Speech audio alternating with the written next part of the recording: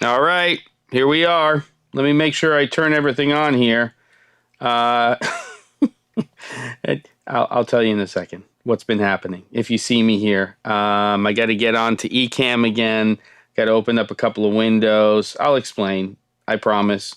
Let me just see. I need comments and reactions. There we go. Thaddeus, good to see you. I've got my settings up here. That's good. Let me make sure I can see my audio levels. If I can just get a yep, a YEP that you can see and hear me properly, then that's a good place to start with this situation. And then we can have a conversation about things and get into questions you have about production. The reason I was about a minute late, I'm just realizing this table isn't, I don't think it's level and all that fun stuff, is because I was on a call, which was supposed to happen earlier. Am I doing this correctly? Yes, I am. I am going to, whatever. Here we go. Doesn't matter. We'll fix that later on. Greg, good to have you here and thank you for the yup. I got two yups, one with a capital Y and one with a lowercase y.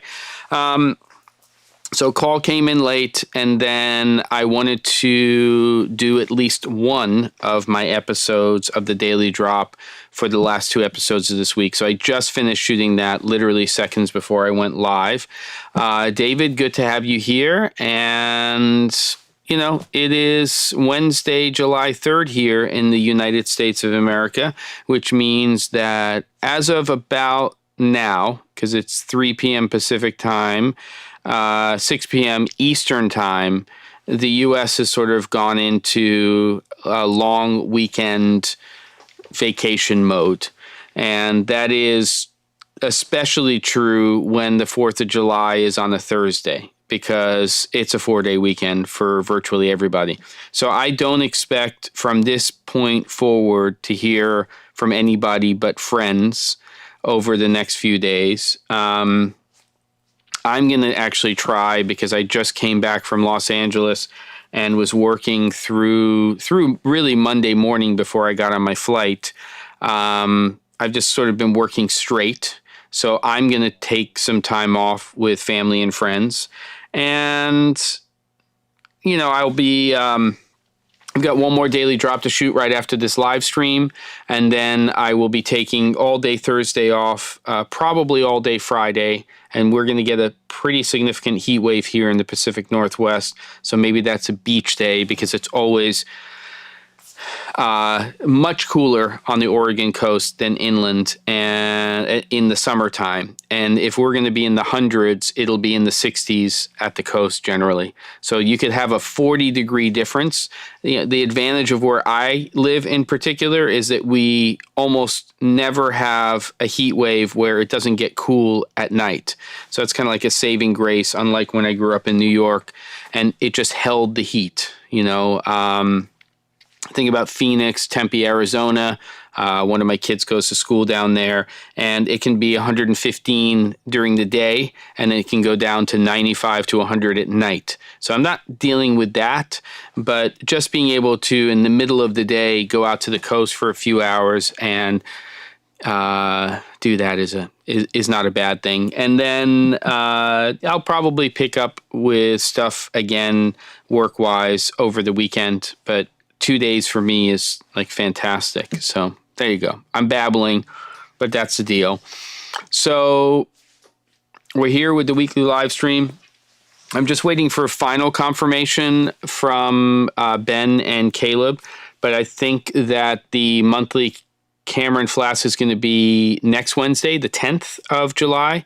So we'll see how that all goes. And as I said before, we've been already working on posts for these Steadicam access videos. So everything's basically shot out already, and editor is working on stuff. We're going back and forth, and hopefully I'll be looking at a rough cut of one of the two videos this week, and there you go.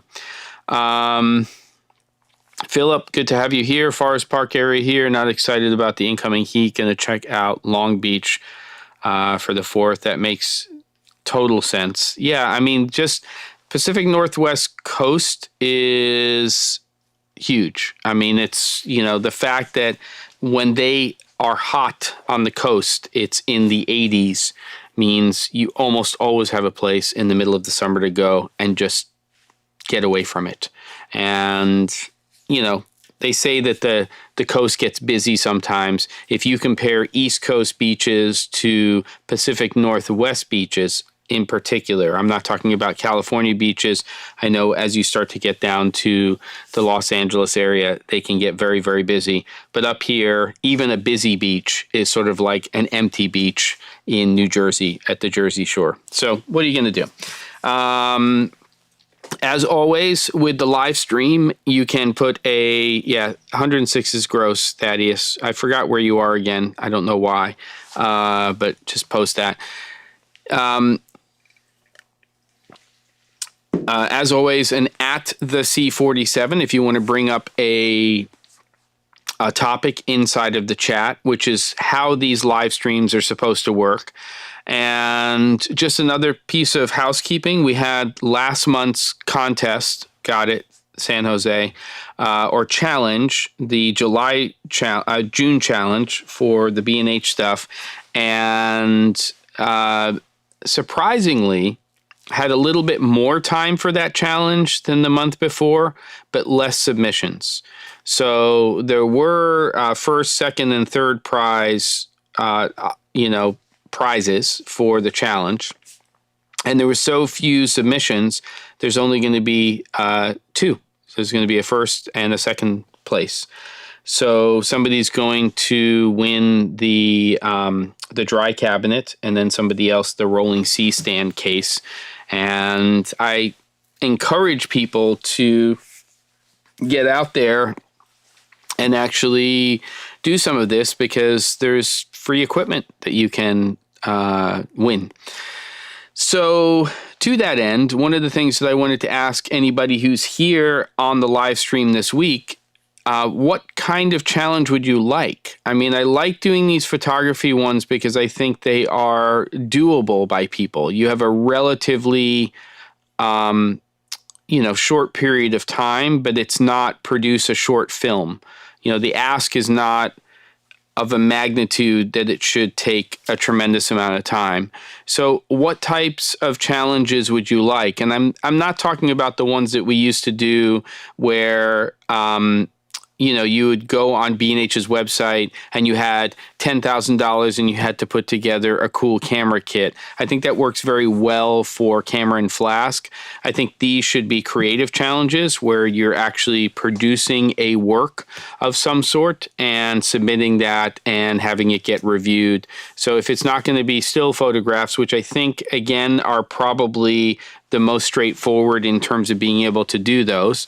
And generally the ask is not, take a photograph with a particular camera. You have a lot of choices when it comes to that.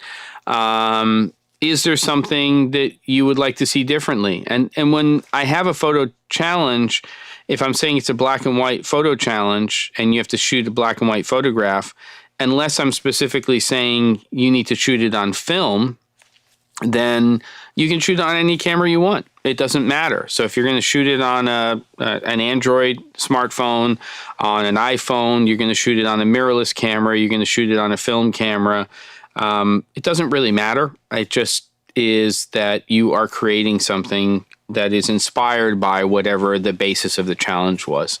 And in last month's, it was taking a couple of frames from Shot Deck and using those for the challenge. So let me know here, anybody who's on the live stream, what you would like to see for a challenge, because the goal here is if there's going to be, let's say, 3 prizes every month for a challenge, and B&H is being gracious enough to to allow that to happen here on the channel, and they're going to send that equipment to the people who are in first, second, and third place, that I want to know what would get more people involved. And does it have to be that you need a whole month?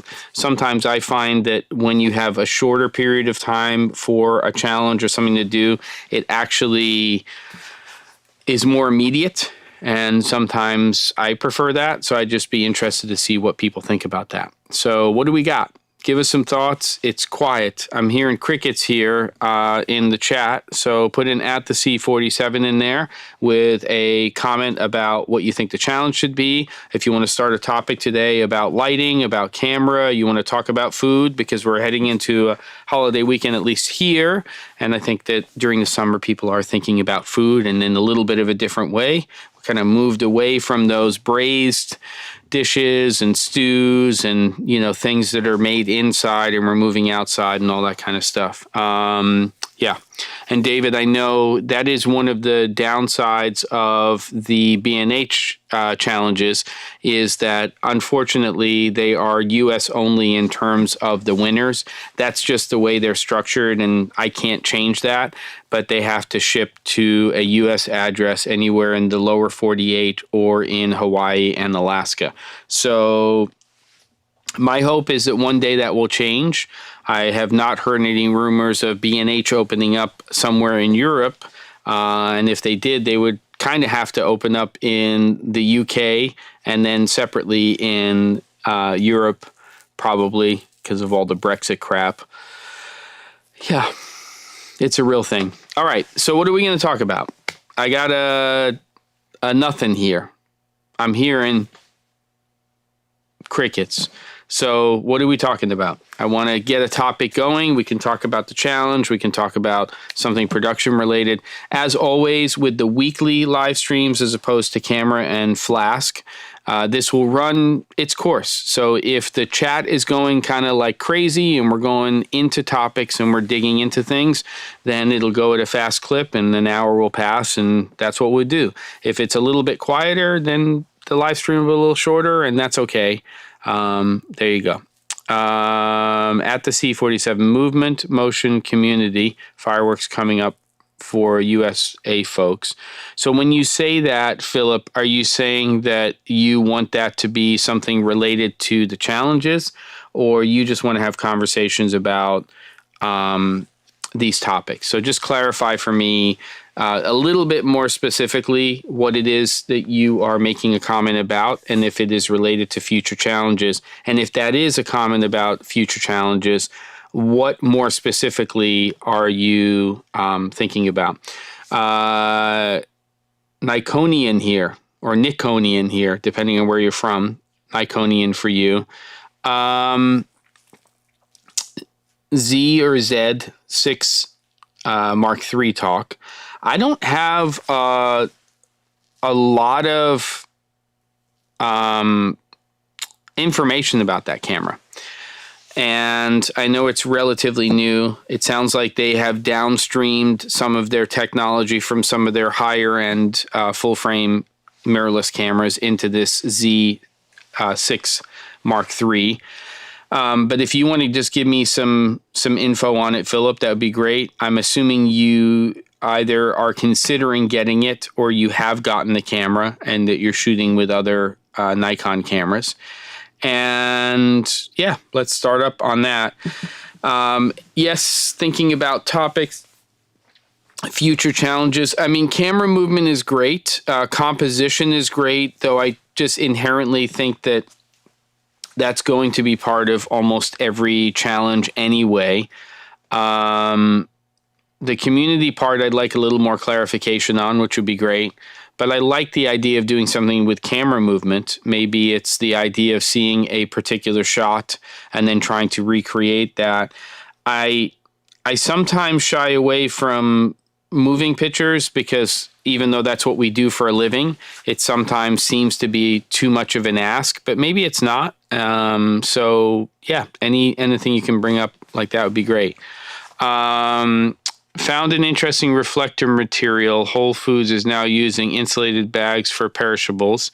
I've seen those. We have had an empty one sitting in the hallway. When I walked past it, the bounce light looked like sunlight bounced off of water. Very interesting look. Yes. It's also pretty common. I think it's Mylar that people use. There's a material you can use, and if you bounce light off of that, then you can get these really cool effects that look like light is reflecting off of water. And I think that they just use real water in Blade Runner 2049 with that ring of sky panels. But there are some interesting things you can do with that, especially if you're moving it. Obviously, if it's either the light is moving or the material is moving or a combination of both. But more commonly, you would see somebody using a fixed source that is locked down for your light source. We'll say either a fixture, a light fixture, or the sun, and then the material itself is doing the moving. Similar to if you were, shooting a scene by a swimming pool and sunlight was hitting the swimming pool and that was reflecting off of that, and then it was all dancing and stuff, and you would see that happening on the person's face and the surrounding area. So that's kind of cool. It's a great idea to play with fabrics and materials. It's a little more forgiving than it used to be in olden times because we're not using hot lights as much. And again, I just want to reiterate that LEDs can produce a tremendous amount of heat. And when they are lensed, they can get quite warm, but it's a lot more forgiving than it used to be with hot lights. So you go to a place like Joann Fabrics or Michael's or a local art supply store, or even going to places like, office goods places, or, a Home Depot or a Lowe's or one of those home improvement stores. It's amazing what fabrics and materials and reflection type stuff you can find there. I'm still a big fan of going to a home improvement store, a DIY store like a Home Depot or a Lowe's, and buying insulation. I did a 2-part series on building essentially silver white bounce materials using insulation, and I can go down the street and buy a 4x8 sheet of that and then break that down to 2 4x4s and then score that down the middle and then tape it and then have a 4x4 that folds to a 2x4. And there's just so many things that you can do. And you go to a fabric store and you buy different fabrics like ripstop, and you can buy essentially what's like grid cloth in that kind of situation. You can buy unbleached muslin. You can buy bleached muslin. Now, it's not finished with grommets. It doesn't have tie-offs and all of that kind of stuff. And eventually what will happen is as you start to find the types of materials that you like to modify light, you'll probably make an investment into a product that like Modern Studio Equipment, the Rag Place, DOP Choice, somebody makes a modifier, a material that is just built differently. I just got modifiers from this company, Cine Milled, that are bleached muslin and unbleached muslin, and they're fantastic. They actually fit perfectly into both aperture and nanlite soft boxes. So the 60-inch soft boxes, and I can just plop that on there and just get a beautiful, soft, either warmer or more neutral light with that bleached muslin and unbleached muslin. Let me see if I can, hold on, I'll be right back. I'm still here. Seeing if I can, yep. I saw you arrive, Brandon. I saw your comment. Okay, see, this is the weird thing with green screen. It'll settle. Boom, there you go. Strange, right? So this company here, Cine Milled, based out of Los Angeles, and they make a lot of camera-based stuff, but these are called Cine Rags, and he makes bleached and unbleached versions of these for 150 centimeter soft boxes, and they're pretty fantastic. This is the unbleached muslin one that you can see here, and it's just really, really well made. He actually has somebody that he knows well in downtown LA who works with fabrics and sews and things like that, and the fit is just, it's tight, it's not loosey-goosey, and I'm really a huge fan of this. This is sort of a delayed video that I need to make, but I want to make something that I've been using these now that will be good. Sometimes I'll actually take just because you want zero hotspots out of a light. And when you start to get into higher output chip on board LEDs, anything above about a 300 watt, you shouldn't have an inner baffle. It's just producing too much heat. Again, LEDs produce a lot of heat. The heat has to go somewhere. It just generally doesn't reach talent. So that's the great thing about it. And they cool down very quickly. But what I've done often with this setup is I've taken, like for instance, the Nan light and the aperture lights come with magic cloth. What you do is you just put magic cloth behind this unbleached or bleached muslin, and you get a really beautiful soft light that has no hot spots. Even though you're not using an inner baffle. So there you go.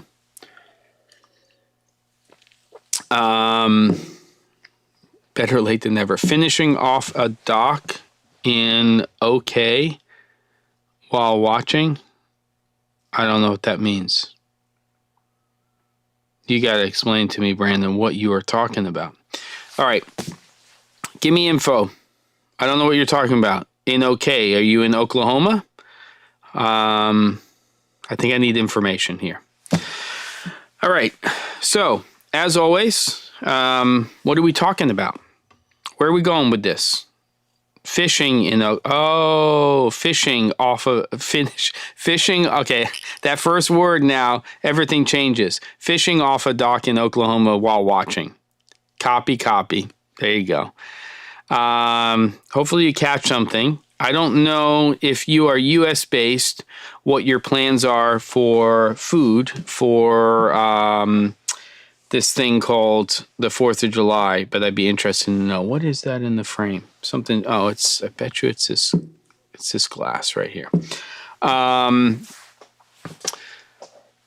Sounds like that's what I thought. You were finishing a documentary. I don't know what the heck was going on here. So what is happening, if we're not getting questions about production here, though I think some may show up, but now Brandon is segueing us into a conversation, whether he knows it or not, about food. So let's hear what people are going to make or are planning to consume food-wise on the 4th of July. Brandon's keeping it simple. Americana all the way. Also in Oklahoma. So burgers and hot dogs. Okay. Keeping it straight. We did some, actually, oddly enough, maybe it's not oddly enough, Brandon, on Monday, we had friends over. I'd just gotten back from LA. They picked me up from the airport. They were doing a little visit of Oregon, like last minute trip. And one of them, James Kwan, is a fantastic cinematographer out of Albuquerque. His wife, Megan Nochi, is first AC. She works on a lot of feature films and episodic. And they've done a lot of projects with me in the past. And they just got a hold of me about a week and a half ago. And they said, we're thinking about coming to Oregon. Would love to see you. It just turned out that when I landed from LA, it was just a few hours after they had arrived. So they went into downtown Portland. They went to the Japanese garden. Then they picked me up, came over, stayed with us. Of course, we took them wine tasting. Come on, Brandon. Were you kidding? We had a reservation already set up for the following day at a place on our hill. So we did that. But we picked up food on the way home. And we made, and this is, I'm getting to this, Brandon, patience. We made Okie burgers, so Oklahoma burgers, which if you're a foodie and you like hamburgers, you probably know what they are. But essentially, the idea of the Okie burger is that, meat was expensive. And they wanted you needed to take it so they would go a little bit further. So they would finely slice, I use a mandolin, onions, and paper thin onions. And what you do is you essentially make a smash burger, and then you put a pile of those onions on top of the burger as soon as it starts cooking on the flat top. Cast iron pan, whatever. And then what you do is when it gets all nice and crispy and lovely jubbly on the bottom, you flip it and the onions start to caramelize, but they're keeping moisture in there. And you got to be careful with your choice of ground beef. what we did this time, and I keep experimenting, is we took ground ribeye and ground American Wagyu, which is an 80-20. The ribeye, I think, is like an 85-15. So there's a lot of fat content there, which is also going to make the burger juicier. But then when you flip it, you get that steam. And then what you do is look, choice is up to you. I'm a purist. Well, I'm a semi-purist. I usually either do just American cheese or I'll do American and Swiss. And then it's make some fry sauce, burger sauce, big Greek salad. Bob's your uncle. Yeah, but Brandon, when you came up here, it was a long drive for the two of you to Oregon and back. And shame on you for not submitting something for the challenge. What's up? Like the submissions is like 2 weeks and it was like nothing. What's going on with this? We got to get this challenge stuff going here. We got to get some people submitting for the challenges. If we're going to have a challenge, it's going to be first, second, and third prize. What I would ideally like to see is somewhere from like a dozen plus entries. We got to up this thing a little bit. If you guys want to do them, if you don't want to do challenges, then, then we won't. But I think people like to be creative, and I think people like to win things for things that they've done. So there you have it. All right. So food-wise on my end, and I'd love to hear what other people are going to be doing for 4th of July if you are celebrating that holiday and you're here in the States. Or even if you're not in the States, but you're just like, I like to celebrate 4th of July. Maybe you're an expat. We're doing really sort of a Mediterranean bent, and I think it's just the way we decided to go, and it's kind of it's not burgers and hot dogs, and I don't know why we did this. It's just we tend to go in these phases with our friends and stuff where we do different things, and we just come up with a something that we want to do, and the real reason, just so that you know, is that there's a camp that some of our kids are at, and some of them are basically being camp counselors this summer. And they're doing a 4th of July picnic tomorrow. So we're going to go there for lunch. And guess what they're going to have for lunch? Hamburgers, hot dogs, potato salad, probably macaroni salad, potato chips. It's going to be very 4th of July. So we all decided that if we were going to do something later in the day with just, the grown-ups, and we were going to have a thing, that why don't we do something a little bit more on the Mediterranean Greek side? So we are. And we're kind of getting like 2 4th of Julys. So what we're going to do is I'm going to make a big, I went to Costco yesterday, a big like roasted leg of lamb. And I'm going to make homemade tzatziki, homemade hummus, and then we have somebody doing like chicken skewers, like a souvlaki kind of, right? And then big Greek salad. There's some, shrimp. Yeah, so we're going to kind of do a Greek-inspired meal with a bunch of stuff. I think it's going to be good. And we're going to do a big watermelon with feta salad, which is awesome. It tastes delicious. All right. I have something, but I took it on the way to Oklahoma on the 1st. Will that still count? I can color it and send it tonight. Send it anyway, Brandon. I'd like to see it. It's a little bit past. You took it on the 1st, not by the 30th. I'm usually a stickler, but I want to see it. And you're so good at emailing. Send it over. And I don't mean you can color it, but that sounds interesting to me too. Give me the story, while you're eating your freshwater fish that you catch today. I hope it's a nice, yep. And we'll see what happens. All right. I'll make some decisions over the next few days. Depends what kind of mood I'm in. I don't know. All right. And what are we talking about, kids?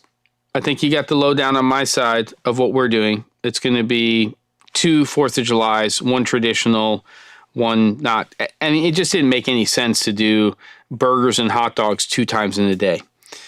Plus, I love hot dogs, but they repeat on me. So, you know, I try to minimize that. Usually it's like a half a hot dog now, just to, you know, especially the good snappy ones. Applegate Farms used to make one that was a New York style hot dog that was phenomenal and didn't have a lot of crap in it. I did all right with those. Okie Burgers. Look them up. Oklahoma Burgers. They are delicious. They are actually really, really delicious. All right. It's getting quiet again. I don't know what's happening. It's like the next quiet place. We're at 3:30. We're at the halfway point.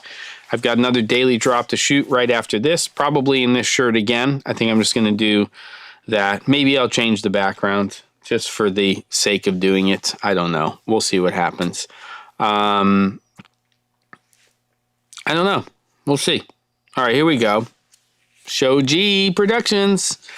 Question, any opinions on the Aperture Light Dome 3 size quality? What size is the 3? Just tell me that so I remember. You know, Aperture's catalog of products, their SKUs, are growing exponentially, and they have so many products now. I'm not going to check my email, Brandon, so I'm glad. I'm looking forward to checking that out. But I'm going to say Aperture Light Dome 3. Come on, kiddos. That's the big one, right? Or not? Oh, no. It's only a 35. I mean, they're making good quality softboxes, for sure.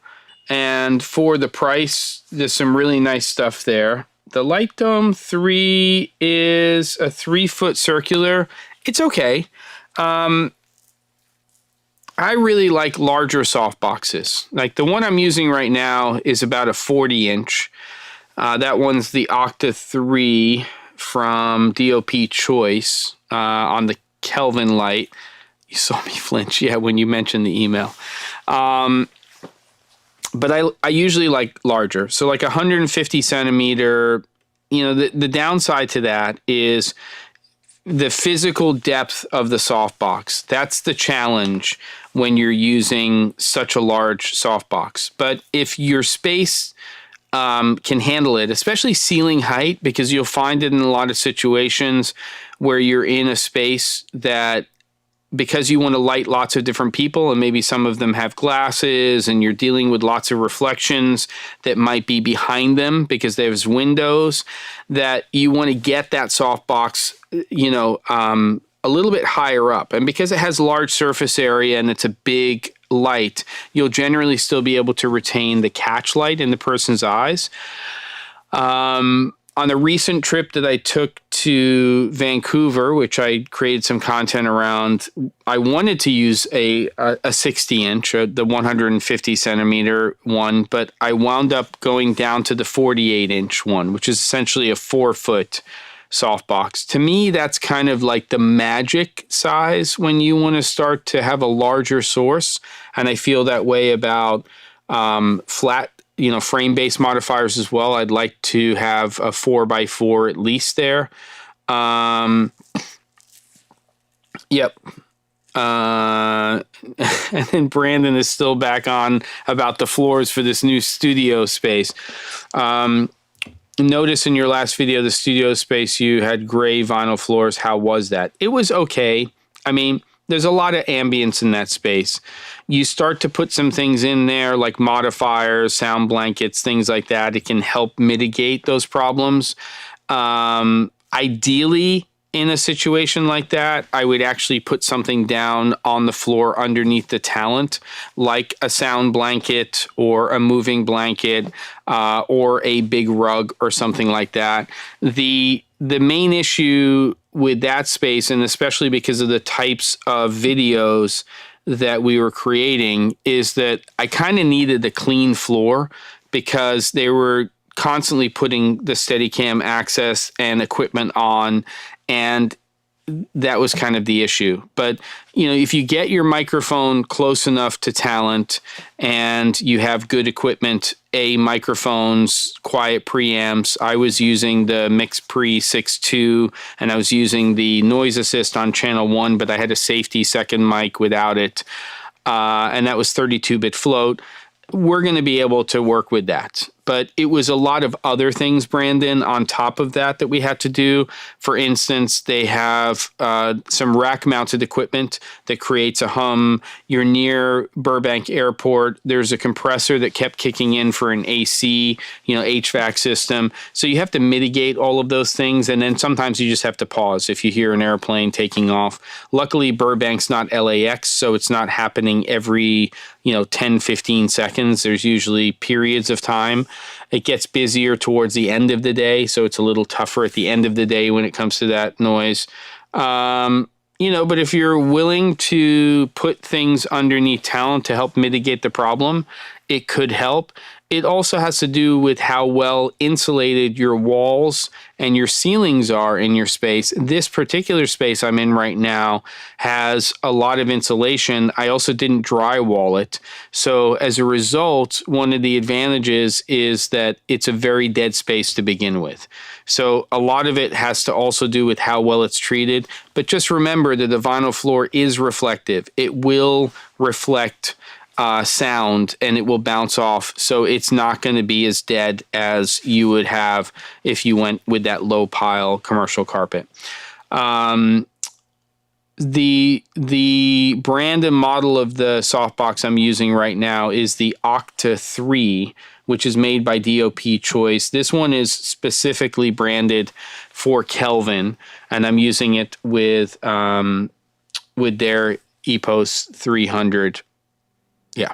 And it works fine, but I would actually prefer it to be a little larger. And you can sort of see, if I'm not putting any anti-shine stuff, that I don't really see a hot spot here, but I would want to just I'd like a slightly larger one. Really, again, what I might wind up doing actually, now that we're doing this live stream and I'm talking about it, is just swapping that out for the 60-inch and then put unbleached muslin or bleached muslin on there, because it will be a lot less. I just don't like these types of little spots, and it's a lot more apparent, obviously, when you have somebody like me who's bald, that you're going to see that. So again, Octa 3 from DOP Choice. What's up, DJ Succotash?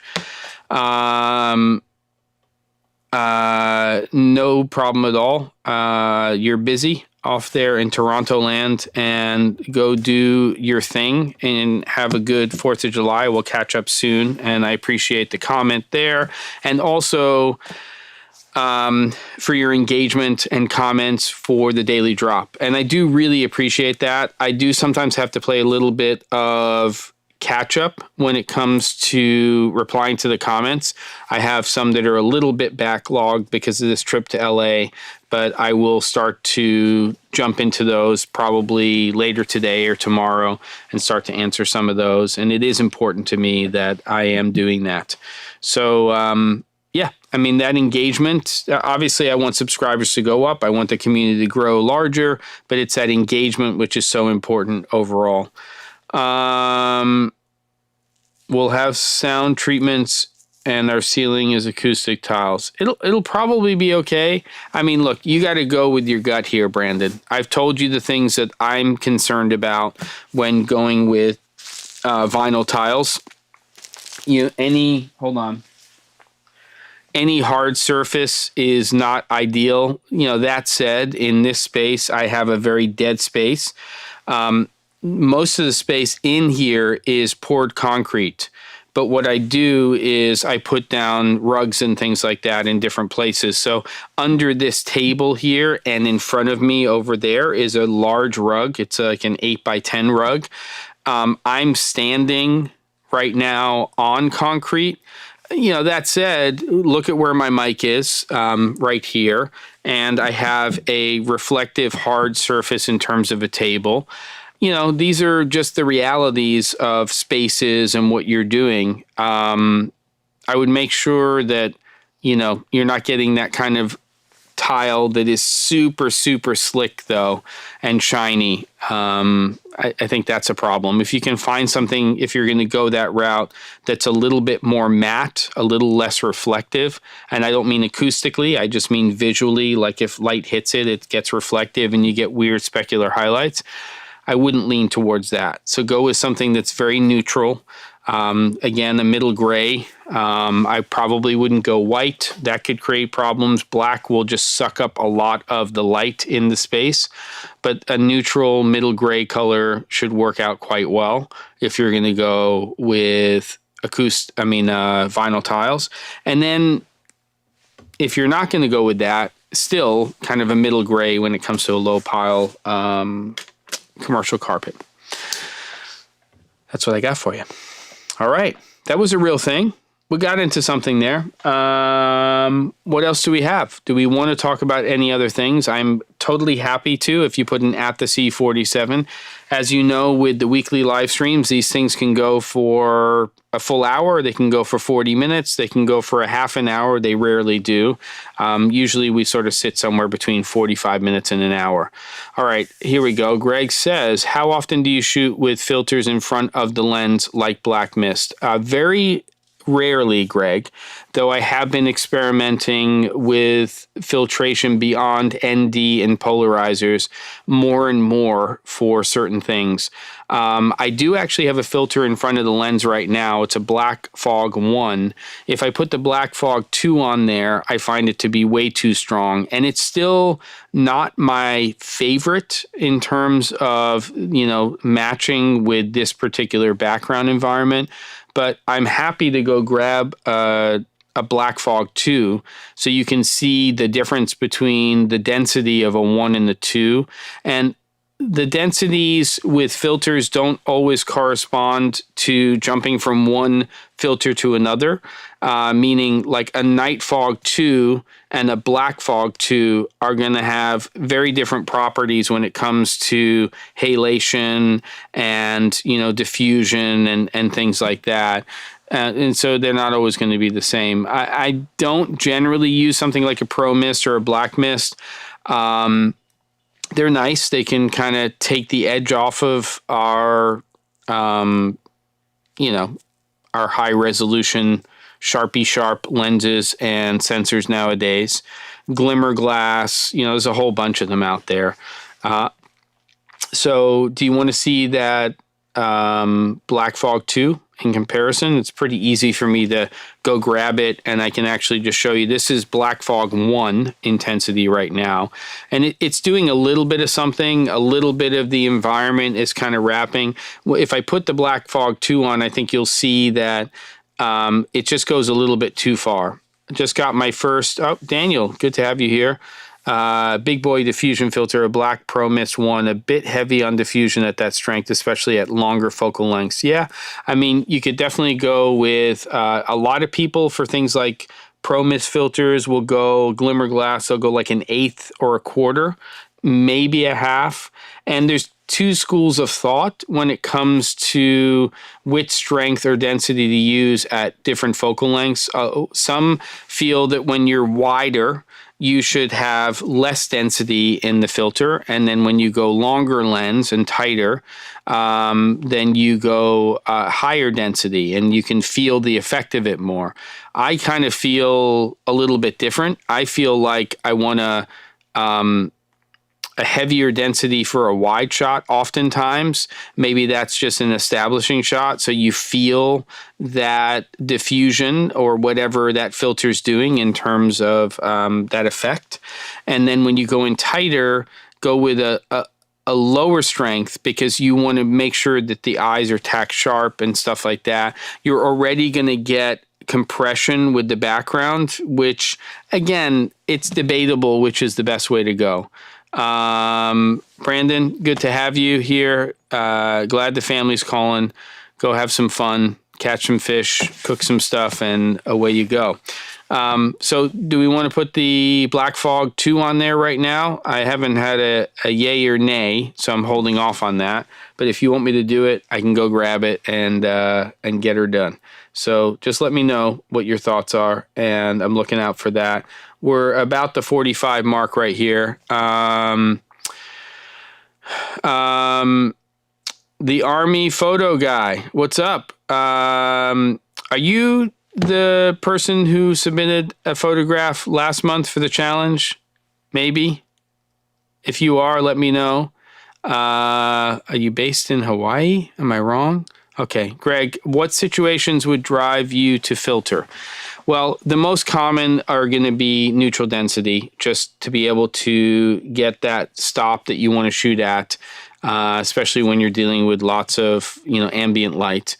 And polarizers, probably the second most used filter, which is really going to deepen those skies and can also be a big problem solver when it comes to reflections, like in windows and stuff like that, in cars, buildings, stuff like that. The Army photo guy loved your photograph, and hopefully we will be chatting soon. I'll be right back, and I'm going to get that filter, and then we'll talk about AC _AC_. Right back. I'm still here. Haven't gone anywhere. Just, oh man, the green screen. Look how funky that gets. And settled. Another resource besides Production Hub to find people. I don't know if Mandy is still happening. Mandy, Mandy.com. That used to be a great resource, especially internationally. So let's do that. Let's talk smack on him while he's away. You do know that all the comments, Daniel, are still here. They don't go away, but I'll be right back. Hold on. All right. Time to talk smack. It's going to get dark over there. That's the teleprompter. You can make some comments or questions for me while I'm waiting. I'm looking. What's the difference? See, I can read them here. What's the difference between a linear polarizer and a circular polarizer? Hold on. There we go. Wait, did I take the other one? Did I double them up? I'm an idiot. I doubled them up. Now you can talk smack about me. Mandy then. Mandy could work. I found a lot of things on Mandy in the past. If you can hear me with my distant voice.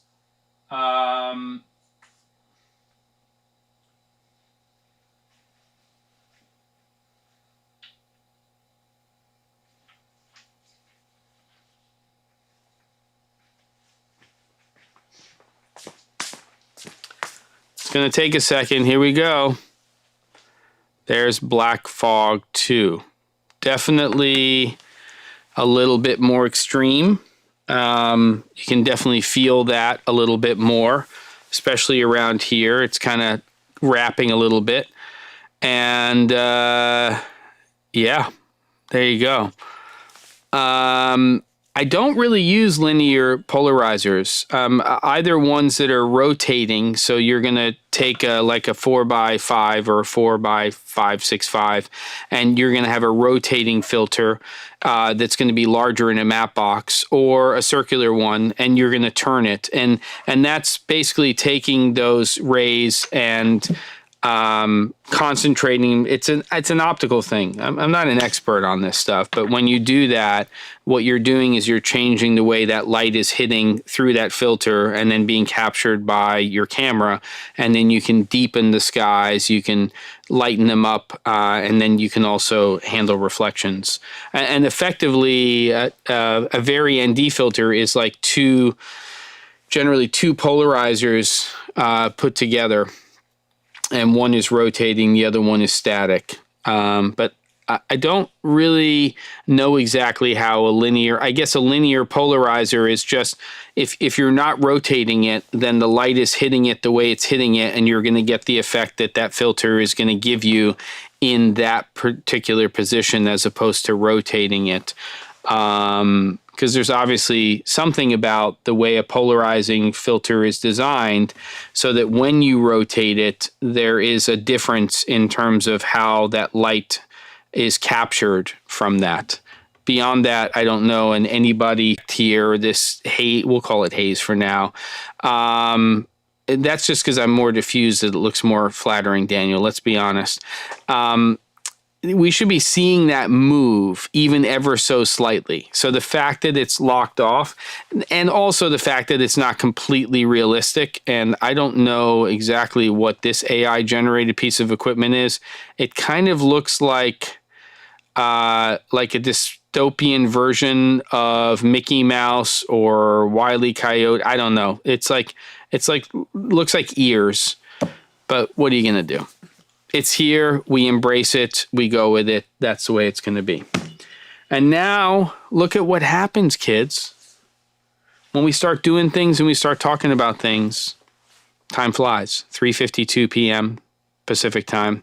We're almost a full hour into this thing. We talked about some real stuff. Any last questions that people have? I would love to hear them.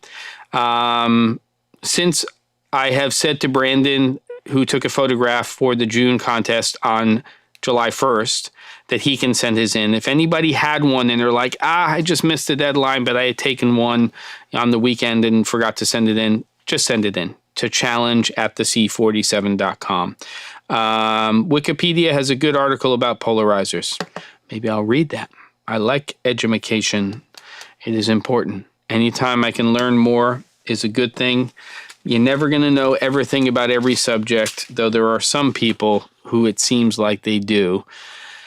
I appreciate everybody for taking their time leading into, if you are in the U.S. this holiday weekend, if you are outside of the U.S., for just taking your time later in the day, hours after you have come home to actually log into this channel and do that.